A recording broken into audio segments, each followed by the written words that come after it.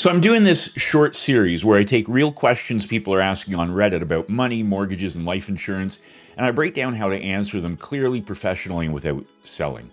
The goal isn't to win arguments, although people on Reddit try to do that. It's to help people understand what they're actually deciding. If you're active on Reddit or other forums, you can use these explanations directly or adapt them to add value without pitching. One of the most common life insurance questions on Reddit sounds like this. I don't have kids. Do I actually need life insurance, or is this pointless?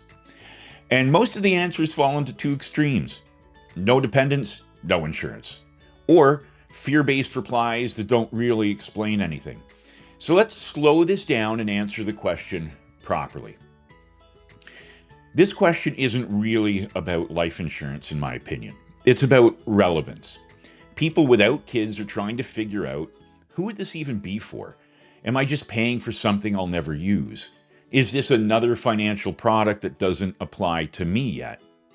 You see, those are fair questions. The mistake is assuming life insurance only solves one problem. At its core, life insurance solves financial disruption, not just child support. Even without kids, people often still have debt, co-signed obligations, shared living expenses, future plans that rely on today's health, and insurability.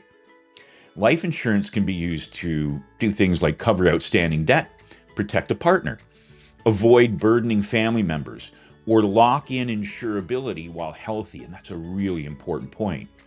None of those require having children. So here's the part Reddit often skips. Life insurance isn't just about need, it's about timing. Why? Because health changes, risk changes, pricing changes. The cost and availability of insurance is based on who you are today, not who you might be later. So the real question isn't, do I need life insurance right now? In my opinion, it's, would I want the option later, and what does it cost to keep that option open? That's a very different way to look at it. So online discussions usually assume everyone's future looks the same, people will always qualify later, and nothing changes unexpectedly. Well, we know that's not life, and that's not how it works.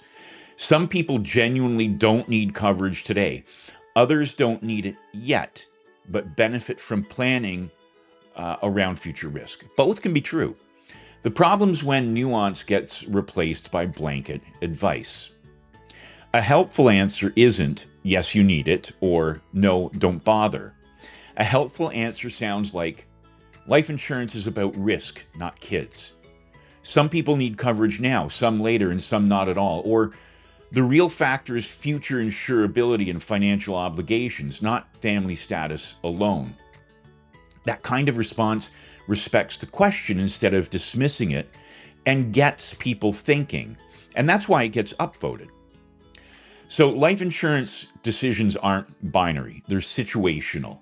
The professional who explains when something matters instead of arguing if it matters becomes the most trusted voice in the conversation, especially online. And that's who you want to be. So that's why I'm using real Reddit questions in this series, because people aren't looking for products, they're looking for clarity, and clarity travels.